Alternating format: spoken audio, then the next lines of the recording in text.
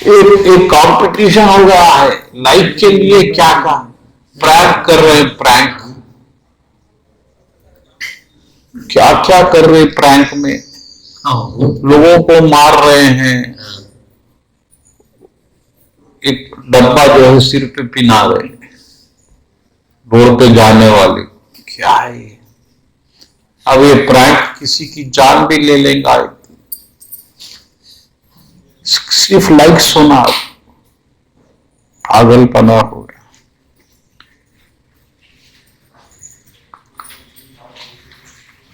ये जो है आशा ही परमम दुखम, नैराश्यम परमम सुखम, नैराश्यम, नहीं लगाओ आशा नहीं, सिंपल है संस्कृत, अपन बोलते नहीं तो अब सब श्लोक याद हो जाते हैं।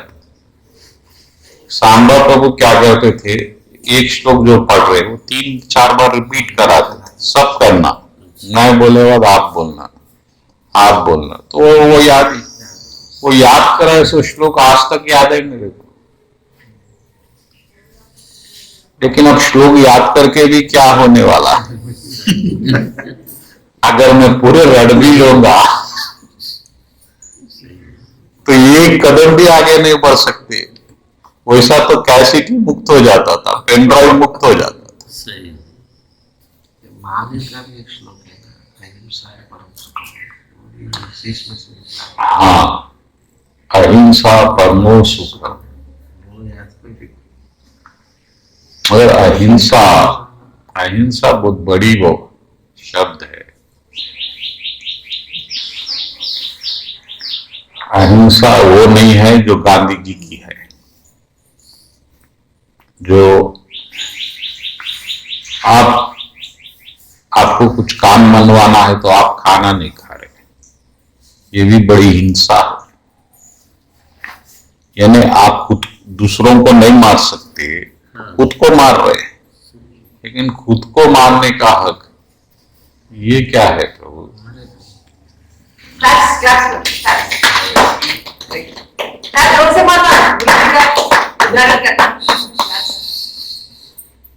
तालियां मारने से भी कुछ नहीं होने वाला है। सिर्फ आप आशा छोड़ेंगे, हर चीज की आशा छोड़ो, गुरु बनने की, भगत बनने की भी। वो जो भगवान बनाएंगे बनाने दो, क्योंकि ये फिर आपको बहुत दुख देंगे, क्योंकि वो जो भगत के गुण है वो तो हम कर नहीं सकेंगे। भगत का गुण है आंसू आना, कृष्ण के भक्ति में आंसू ही से ही अंतकरण शुद्ध होगा। हमारा मन जो गंदा हो गया, मन क्या है? आईना है, आईना। वो आईने से आप आत्मा को साक्षात देख सकते, रिफ्लेक्शन, लेकिन वो नहीं देख सक रहे हम, क्योंकि वो गंदा हो गया, खुद को नहीं देख सक रहे।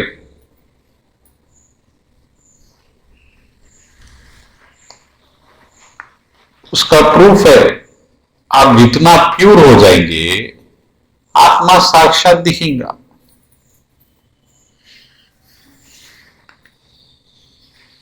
तो अंतकरण शुद्ध होगा कब? जब आप ये कचरा हटाएंगे मन में जो भर लिए आप सदियों से। और कचरा क्या है? कृष्ण के बिना जो भी आपका विचार है वो कचरा है।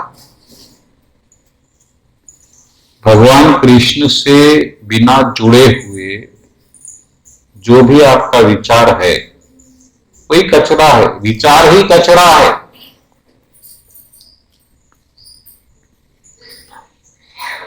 जो भी बिना कृष्ण के आप जी रहे हैं जीवन।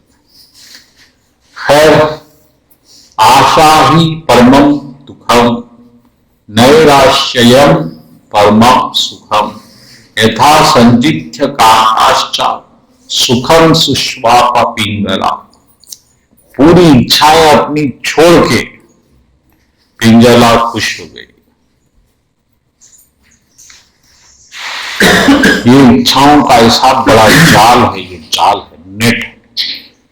आप अभी भी देखो नेट बोल के आता, नेट नहीं है भाई, आप परेशान हो जाते। आपको फंसने की इतनी इच्छा है, नेट में क्या होता, काम फंस जाता है। नेट यानी जाल, इंटरनेट। और ये ऐसा जाल है हम खुद बना रहे हैं, पैसे दे के जाल खरीद रहे आप।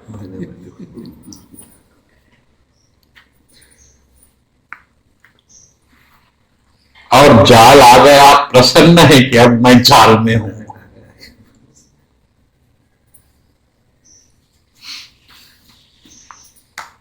लेकिन जो जाल में रहता वो प्रसन्न नहीं रह सकता।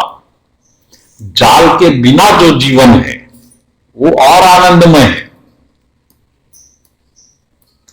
आप वो जीवन देखे नहीं अभी,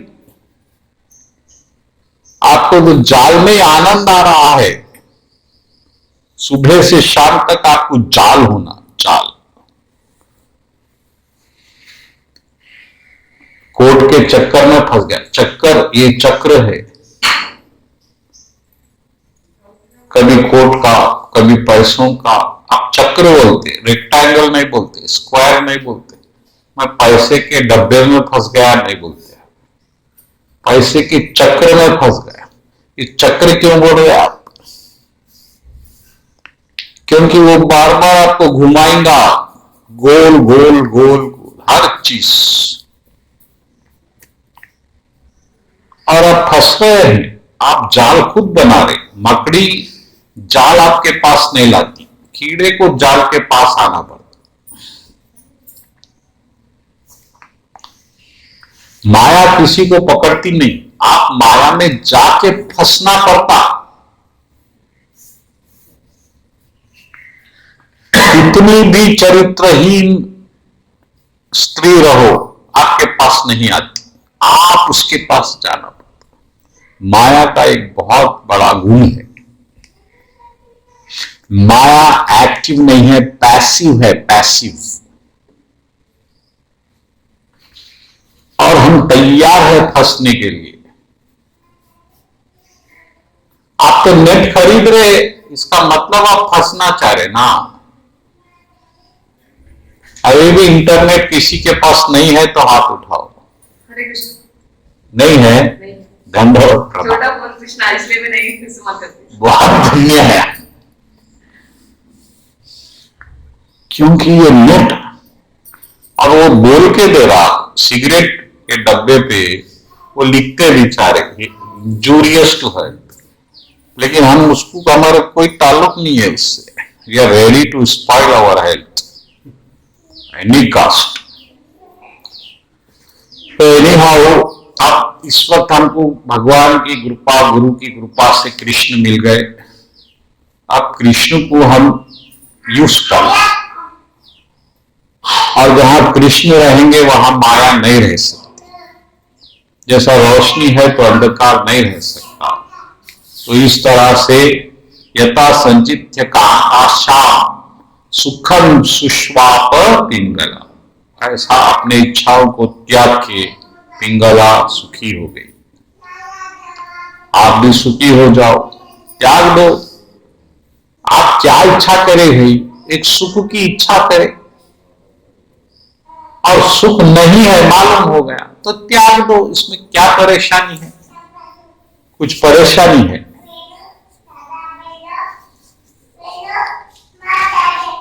तीरने का आनंद लेंगे, बौड़ी में कूदे, मालूम होगा पानी नहीं है, पत्थर है, तो आप कूदेंगे क्यों? और कूदेंगे तो सर फूटेगा, तो फूट रहा है बार बार।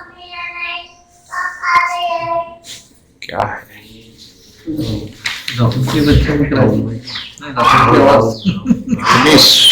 इतनी मजबूत आवाज, वही बच्चा या बच्ची। अब अगला अध्याय शुरू हो रहा है, detachment from all that is material. ये मटेरियल जो भी है इससे दूर रहना, पहला कदम है फिलॉसफी का। अभी तक हमको नहीं मालूम था कि एक स्पिरिचुअल है, एक और दुनिया है जहां आनंद है, नहीं मालूम था तो रहे, अब मालूम हो गया है तो अब नहीं रहना। Very simple. Now saint Brahma Avadhoot ji आगे कथा बढ़ा रहे हैं। Everyone considers certain things within the material world to be most dear to him. Because of attachment to such things, one eventually becomes miserable. One who understands this gives up material possessiveness and attachment, thus achieves unlimited happiness.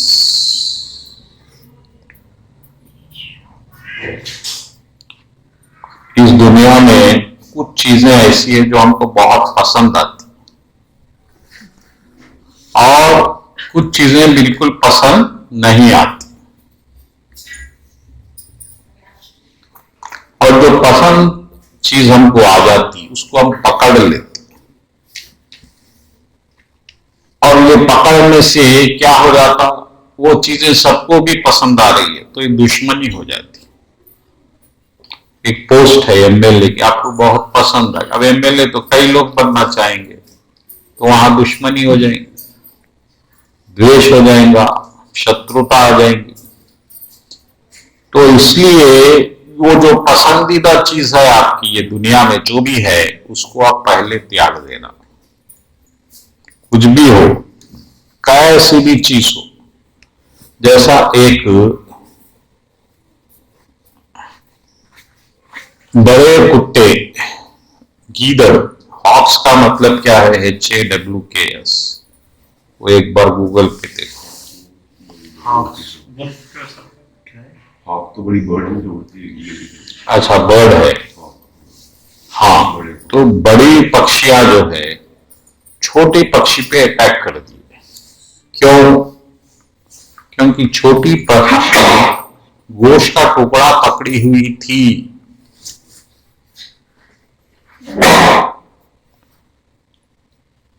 अब वो गोश्त का टुकड़े की वजह से इतना बड़ा अटैक हो रहा था, और वो छोटी पक्षी क्या करी, वो टुकड़े को फेंक दी ऊपर से, पूरे भाग गए, फिर सुखी रही। हम भी कुछ चीजें ऐसी पकड़ी हुई है जिसपे पूरे दुनिया की नजर है हम पे, अगर आप वो त्याग देंगे निश्चित ही आप आनंदित हो जाए। तो हॉक से ये सीखे, इस तरह आप भी जो चीजें सबको बहुत पसंद है वो दे दो, छोड़ दो उसको, इनको आपको, आपके पास कृष्ण है। In family life the parents are always in anxiety about their home, children, reputation. हर परिवार का आदमी ये तीन चीजों से बड़ा चिंतित है। क्या? घर, बच्चे और मान मर्यादा। But I have nothing to do, मेरे को इससे कोई लेना देना नहीं है, ऐसा समझो। And I do not worry about my family, मेरे परिवार की चिंता नहीं है, ऐसा भी समझो। I do not care for my honour and dishonour, मैं मान अपमान से भी मेरे को संबंध नहीं है। I enjoy only the life of soul, मैं आत्मा का आनंद एंजॉय करता हूं। I find love on the spiritual platform, मेरा एंजॉयमेंट स्पिरिचुअल लेवल का है। ऐसा समझ के एक बच्चे की तरह तुम दुनिया में घूमो। 24 घंटे चिंता परिवार की, धन की, बच्चों की, भविष्य की, ये चिंताएं आपको खा खा के, आपको पीस पीस के क्या बना दिए। देखो, आप इनसे मुक्त होके देखो कितना आनंद है जीवन में, ऐसा आपको समझना पड़ेगा। और ये जो है गालिब साहब का शेर, गालिब साहब यही देख के शेर बनाए कि या तो पागल हंसे या वो जिसे तू तौफीक दे, वरना इस दुनिया में आकर मुस्कुराता कौन है। यही श्लोक आने वाला है। In this world the two types of people are free from all anxiety. दो ही लोग इस दुनिया में खुश है, दो लोग। कौन है वो? बोलो बोलो, कौन है? एक पागल है और एक जो प्रभु के पास आ गया। बाकी कोई इस दुनिया में प्रसन्न नहीं रह सकता। इसलिए गालिब साहब बोले, या तो पागल हंसे या वो जिसे तू तौफीक दे, तू कृपा करे, वरना इस दुनिया में आके मुस्कुराता कौन है मेरे भाई। हंसना तो दूर की बात है। सूरत के ऊपर वही में रहते, टेंशन। बहुत खतरनाक जिंदगी है।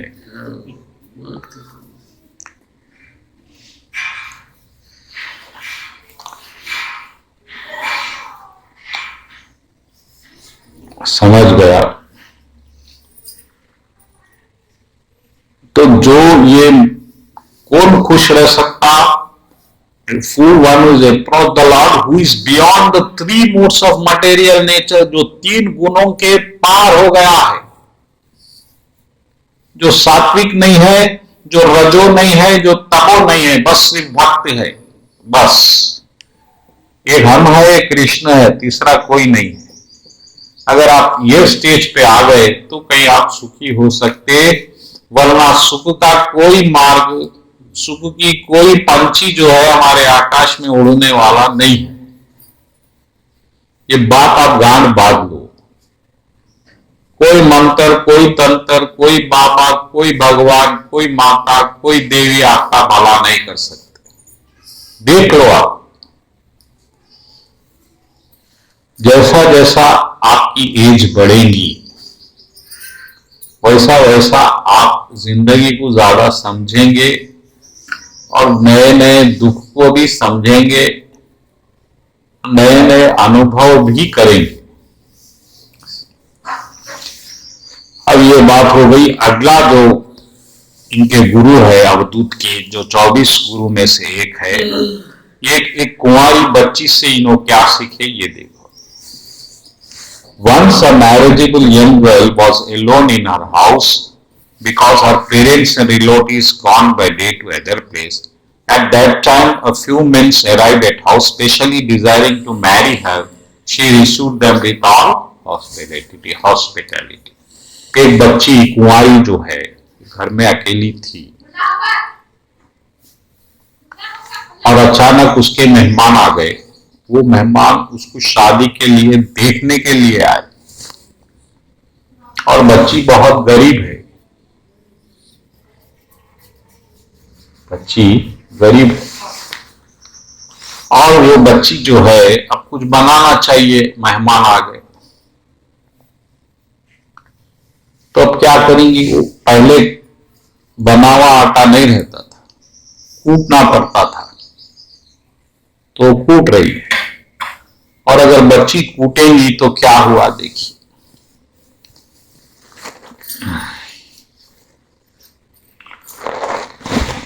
The girl went to began making preparations so that unexpected guy should eat. As beating the rice, चावल को कूट रही थी। The conchal bracelets on her arm were colliding. तो चूड़ियां जो थी वो आवाज कर रही, खड़ खड़। अब ये आवाज अगर मेहमान सुनेंगे तो उनको ये पता चल जाएगा कि ये तो गरीब लोग हैं, घर में कुछ है नहीं इनके। फिर अब बच्ची क्या करना, वो चूड़ी उतार दी, फिर 2 चूड़ियां रह गई, फिर कूट रही है। ये 2 चूड़ियां भी फिर आवाज कर रही है। फिर उन्हें एक एक चूड़ी रखी लास्ट में। तो इससे आप क्या सीखने वाले हैं? बोलो, आपको क्या समझ में आया? संसार में नहीं रहना, अकेले रहना और गुरु जी का उच्चारण करना। संसार में तो रहना ही है, कहाँ जाएंगे? आप मंदिर में भी जाएंगे तो आगे संसार बना देंगे आप तो ऐसा व्यक्तित्व है, आप जहां जाएंगे वह संसार बन जाएगा। बोलो जगन्नाथ बलदेव सुभद्रा की जय। तो करना ये है कि वे मैनी, देखो अब अवधूत जी क्या बोल रहे हैं पहले सुन के बात करें। When many people live together in one place, there will be unwanted quarrels. जहां दो से ज्यादा लोग रहेंगे वहां सिर्फ झगड़े होने वाले हैं, वो मंदिर ही क्यों ना हो।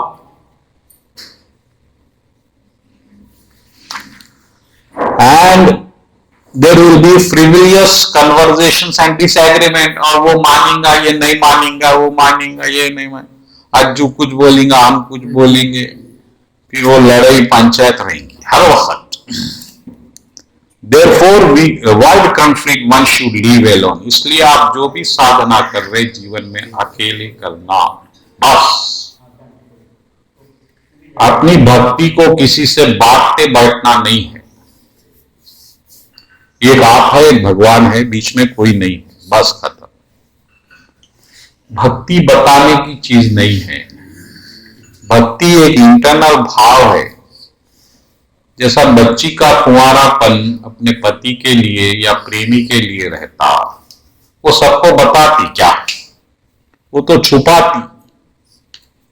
अब हम क्योंकि हमारा प्रेम नहीं है, हम बताते कि हम प्रेम कर रहे हैं, हम बाल कटाएंगे, धोती पहनेंगे, शाल लगाएंगे, सैफरान करेंगे, क्योंकि हम बताना चाह रहे हैं हम कृष्ण के हैं। किसको बता रहे हैं आप? कृष्ण तो देख रहा है। अगर कपड़े नहीं पहनेंगे तो भी कृष्ण को मालूम रहेगा ये मेरा है।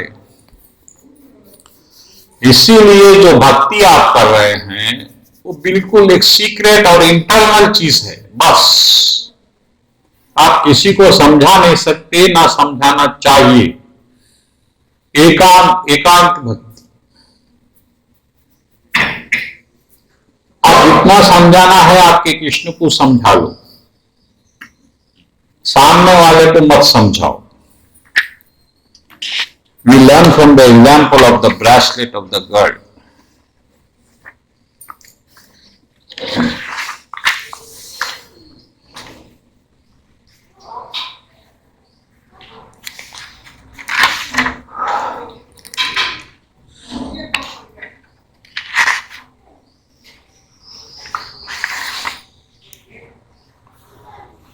इसलिए अपना ध्यान प्रभु पे रखते हुए 14वें श्लोक में प्रभु बोल रहे, a saintly person should remain alone and constantly travel without any fixed residence.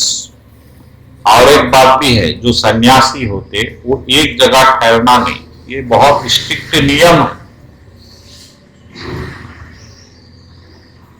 भगवान को ध्यान में रखे घूमते रहना और किसी के पहचान में नहीं आना, विदाउट एनी कंपेनियंस, और साथ में शिष्य वगैरह भी नहीं रखना, और उससे ज्यादा बात नहीं करना जितना जरूरी है। अब when a person living in a temporary material world try to construct a happy home, the result is fruitless and miserable. The snake, however, enters the home that has been built by others and prospers. चूहे जो bill बनाते, चूहों से आप क्या सीख सकते? क्या सीखते हैं? चूहा एक बिल बनाता, बिल बनाए बाद क्या होता? सांप आता, वो चूहे को भगा देता, बिल में खुद रहता। तो हम जो घर बना रहे हैं सुख के लिए ये जीवन में, वो सुख में आप तो सुखी नहीं रहेंगे, कोई और सुखी रहेगा, ये बात पक्की है। और अब यही है,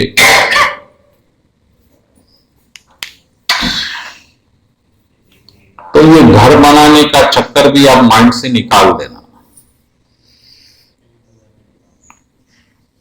गौतम बुद्ध जी एक बात बोले, ये जन्म में आप एक चीज करो, यहां एक घर मत बनाओ, बस आपका जीवन ही 2 पल का है, आप परमानेंट घर बनाना चाह रहे, क्यों?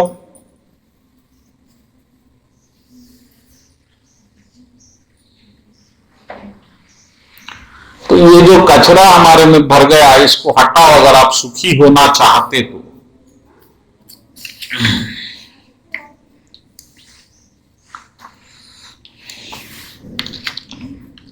तो ये भी एक ज्ञान है।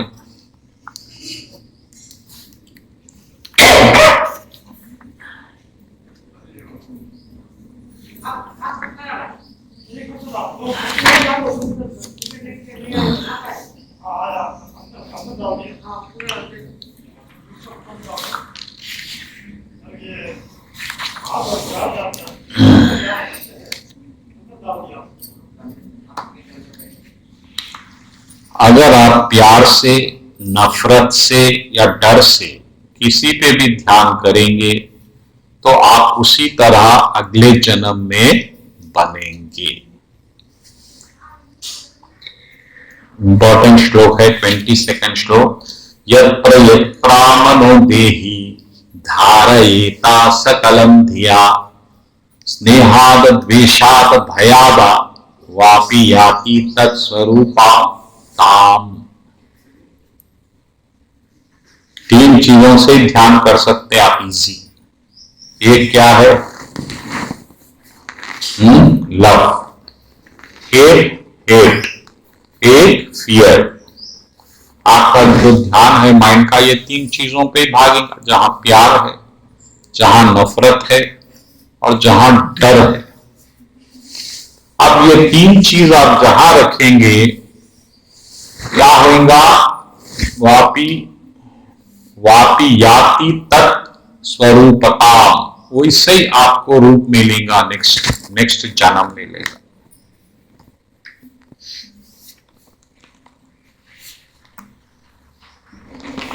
इसलिए वो एक कीड़ा भी है, वास्प, WASP, वास्प। क्या है वास्प? देखो गूगल पे, ये कीड़ों के नाम हमको नहीं मालूम।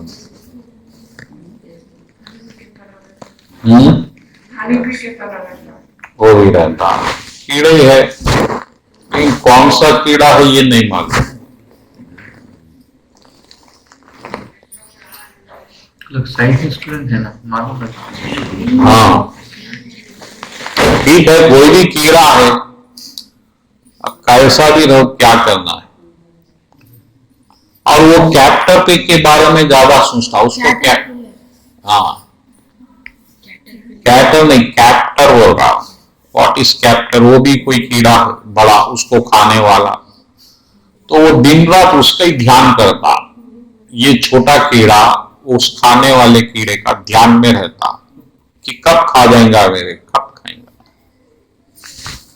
और फिर क्या होता है, एक दिन वो खा ही लेता उसको। तो उसका अगला जन्म जो होता वो उसका वही कैप्टर की तरह होता, क्योंकि वो बेचारा डर में जिया। तो हम भी बहुत डर में जीते हमारे लाइफ में। बच्ची 1 घंटा लेट आ गई, घर में नहीं आई, जवान बच्ची है, क्या हो गया, इतना डर है, आपका बीपी बढ़ जाएगा उस वक्त। ये डर है, कई डर है आपके। पैसे उधर खुला छोड़ दिया, आप ताला सही नहीं लगाए, क्या हो जाएगा, ना डर में जीते आप। तो प्रेम, नफरत और डर से जो भी आप आपका कॉन्शियसनेस बना रहे हैं, वही जन्म आपका अगला जन्म होने वाला है। इसलिए प्रेम भी भगवान से करो, गुस्सा भी भगवान से करो, और डरो तो भी भगवान से डरो। अरे मैं कितना पापी हूं, कृष्णा अंदर बैठ के नोट कर रहा है, कृष्णा माफ कर दो, बहुत पाप करा मैं, ऐसा कृष्ण से समझाओ तो ही आपका उद्धार हो सकता है। वरना फिर आप जिससे डरे वो डर में चले जाएंगे। और मेरा शरीर, अगले श्लोक में बोल रहे हैं, my material body is also my spiritual master because it teach me detachment. It always comes to painful end. Although using my body to acquire knowledge, I always remember that it ultimately consumed by others and remain detached. I move about this world. ये आपका शरीर क्या है बोलिए? It is the food of others, ये दूसरों का enjoyment है। जैसा एक फल, हर शरीर एक किसी न किसी का एंजॉयमेंट है। छोटे कीड़े को बड़ा कीड़ा खाता, बड़े कीड़े को कोई जानवर खाता, छोटे जानवर को बड़ा जानवर खाता, बड़े जानवर को शेर खाता। तो हमारा शरीर किसी ना किसी का भोजन है। तो हमारा जो शरीर है इसको भी कई लोग, कोई मारेगा, कोई घसीटेगा, कोई सताएगा, कोई गाली देगा, ये इसीलिए बना। और इसकी हमको बहुत तकलीफ हो जाती। कोई हमको गाली दे दिया, हमको बहुत दुख होता, अपमान करा। लेकिन आप ये समझना, ये शरीर इसी लायक है, ऐसा माइंड सेट कर लेना। It comes to an painful end, उसका अंत क्या है? दुखी है। फिर आपको रोग आएंगे, नाना प्रकार के आएंगे, वो आना ही है। ये शरीर इसी लायक है। ये पहले से अगर आप माइंड सेट कर रहे हैं तो फिर आपको दुख नहीं होगा। वरना आपको दिखेगा, अरे आप तो दुनिया के सबसे बड़े बदकिस्मत है, 900 बीमारी आपको आ रही है, 900 लोग आपको गाली दे रहे हैं, 900 अपमान आपका ही हो रहा है। हर आदमी ऐसा ही समझता कि मैं ही सबसे बड़ा बदकिस्मत हूं इस दुनिया का। लेकिन आप ये याद रखिए, ये शरीर इसीलिए ऐसा ही है, ये किसी का भोजन है, किसी का शिकार है। इसमें कोई अफसोस की बात नहीं है। ऐसा समझ के डिटैच हो जाना, भाई ये किसी का भोजन है और हम भोजन बन रहे हैं, भगवान इसीलिए बनाया, यही शायद मारने वाला है, यही हमारा कसई है, ऐसा समझना।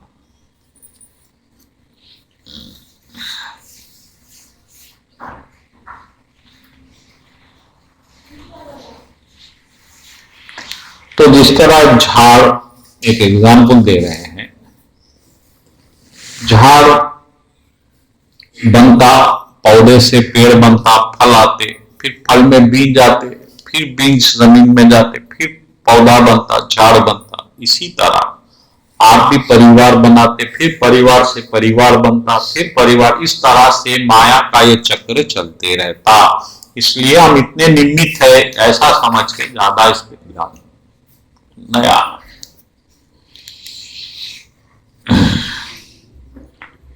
जिस तरह एक और बात है, एक आदमी को बहुत से पत्नियां हैं तो वो कभी सुखी नहीं रह सकता।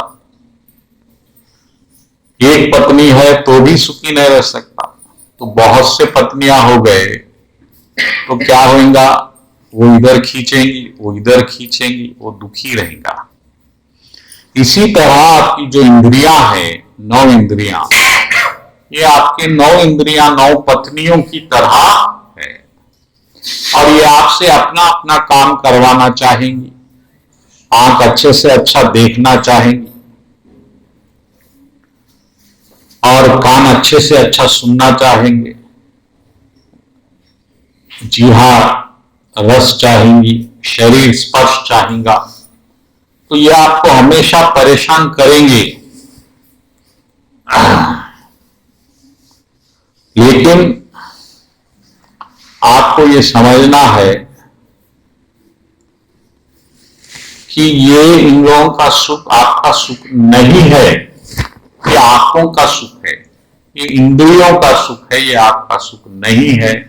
ऐसा मन में विचार करके इन सुखों को एक जगह पे गति नहीं देना, स्पीड नहीं देते हुए रोक देना, बस। 9 शत्रु है आपके, आंख नाक कान के 9 द्वार।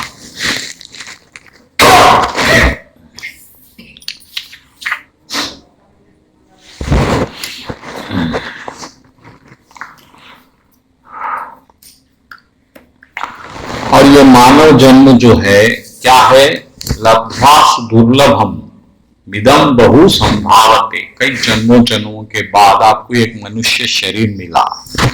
तो ये शरीर किस लिए मिला, जबकि यह टेम्परवरी है, इसका कोई लाभ नहीं है। एक लाभ इसमें यह है कि एक टेम्परवरी चीज से आप परमानेंट चीज पकड़ सकते हैं। जैसा एक 2 रुपए के चमचे से या कांटे से आप 1 करोड़ का हीरा भी पकड़ सकते हैं। 1 करोड़ के हीरे को पकड़ने के लिए कितने रुपए का चिमटा लगता, 2 रुपए का। इसी तरह इतने बड़े भगवान को पकड़ने के लिए आपको ये शरीर काफी है, परफेक्ट है। और अगर आप ये शरीर से नहीं कर रहे हैं किसी भी वजह से, आपका शरीर वेस्ट हो गया, क्योंकि बाकी इसमें ऐसी कोई चीज पैदा नहीं हो सकती जिसकी आप जो है आपको सेटिस्फैक्शन दे सके या आप उसकी तारीफ कर सके। और ये शरीर क्या है, फैलेबल है, ये खत्म होने वाला, ये गिर रहा है।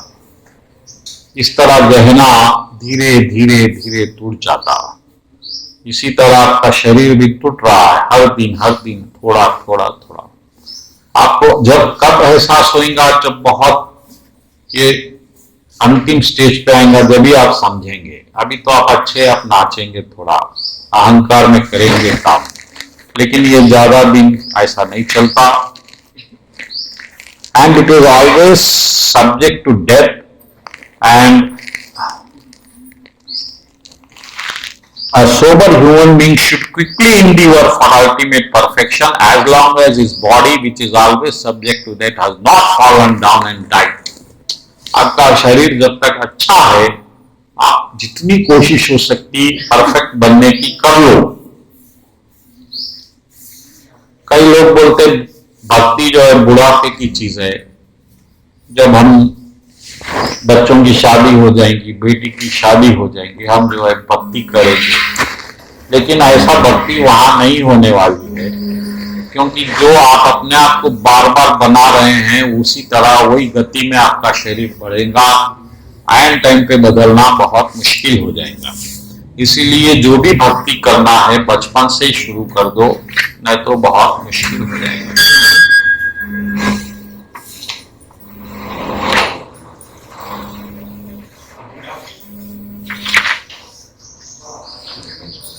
इस तरह ज्ञान बोलने के बाद अवधूत जी विदा लिए, और अवधूत जी का ज्ञान पाके राजा यदु अब नेचर ऑफ फ्रूटेटिव एक्टिविटीज, कर्म फल किस प्रकार से काम करता, ये अगला चैप्टर है उद्धव गीता का, चैप्टर नंबर 10। भगवान कृष्ण बोल रहे हैं, taking full shelter in me with the mind carefully fixed in devotional service of the Lord spoken by me, one should live without personal desire and practice the social and occupational system called varnashrama. 4 प्रकार के वर्णाश्रम है, और वर्णाश्रम, आश्रमों में एक वर्णाश्रम है, 4 प्रकार के आश्रम है। वर्णाश्रम में यानी आप काम भी कर रहे हैं, भगवान को भी याद कर रहे हैं, वर्णाश्रम है। तो इसमें क्या करना है आपको, पहले तो फुल शरण में रहो, मन को भक्ति में लगाओ, और अब पूरी इच्छाओं के बिना अपना कर्म करो। ये कृष्ण भगवान पहले श्लोक में समझ रहे हैं। क्योंकि a purified soul should see that because the conditioned souls who are dedicated to sense gratification have falsely accepted the objects of sense pleasure as truth, and all their endeavors are doomed to failure. क्योंकि जो लोग भक्ति के बिना जी रहे हैं, वो लोगों ने इंद्रिया सुखों को ही सत्य मान लिया है, इस तरह से उनकी जिंदगी तबाह और बर्बाद ऑलरेडी हो गई है।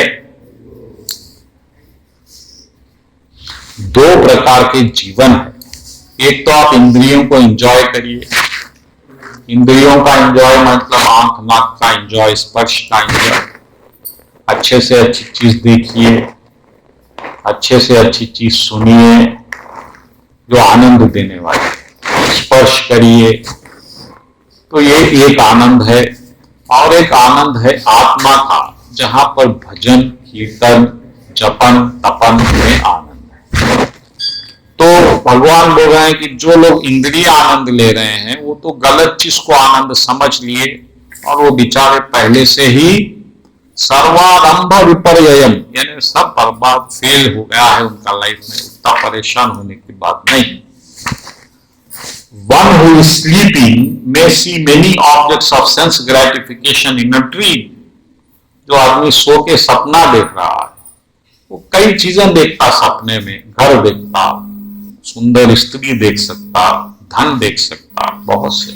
But such pleasure things are merely creations of the mind and thus are ultimately useless. वो मन की क्रिएशन है। वहां पर कोई है क्या? बोलिए, वहां कोई चीज है? इसी तरह similarly the living entity who is asleep to spiritual identity, जो आध्यात्मिक में सो रहा है यानी अभी जगा नहीं है, also sees many sense objects, these innumerable objects of temporary gratification are creation of lost illusory potential and have no permanent existence. One who meditates upon them impelled by senses uselessly engages in it. इसी तरह वो जैसा एक सपना रात का है, ये दिन का है। सपने दो प्रकार के हैं, याद रखिए, और ध्यान से सुनिए, बार बार बोल रहा हूं मैं। एक रात का सपना है जिसके कोई कानून नहीं है, कोई कॉन्स्टिट्यूशन नहीं है, रात के सपने का कोई हिसाब नहीं है, कुछ भी हो सकता, उसमें आप क्राइम भी करें तो कोई पुलिस नहीं है। लेकिन ये जो दिन का सपना है ये थोड़े लॉस पे चलता है, लॉस कानून पे, इसलिए आप इसको सच समझ रहे हैं। लेकिन दोनों ही सपने हैं,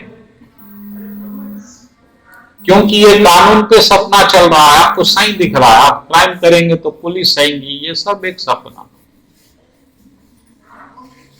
अब दोनों सपने में जो ये एक तो आपको सोना पड़ेगा, दोनों में कंडीशन है सोना जरूरी है, सोने के बिना आप सपना नहीं देख सकते।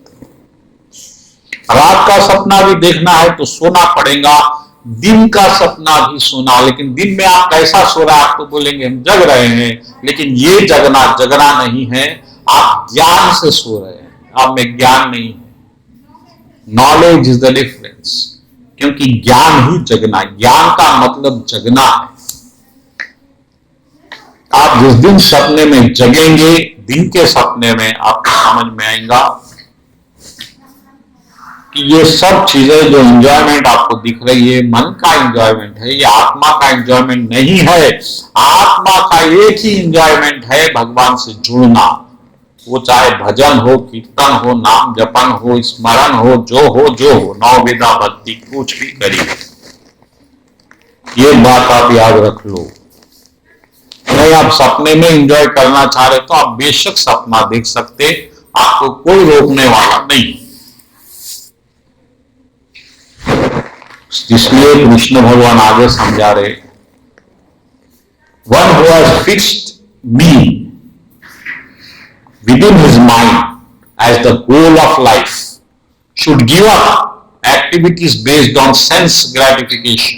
इसलिए इंद्रियों के एंजॉयमेंट को आप पहले छोड़ो, and should instead execute work governed by regulative principle for advancement. Spiritual advancement कैसा हो सकता है, इस पे ध्यान दो।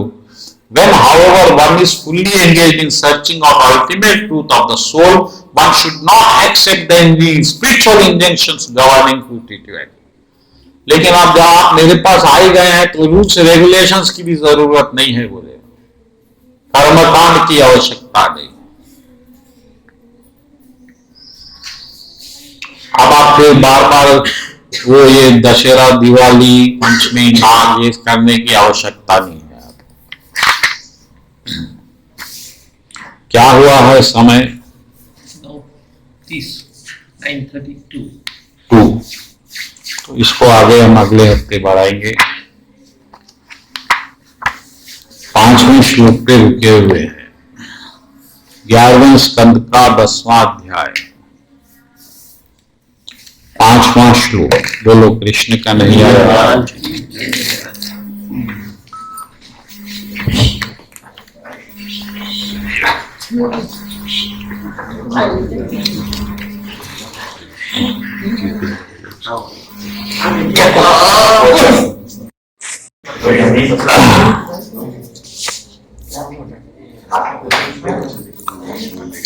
लेकर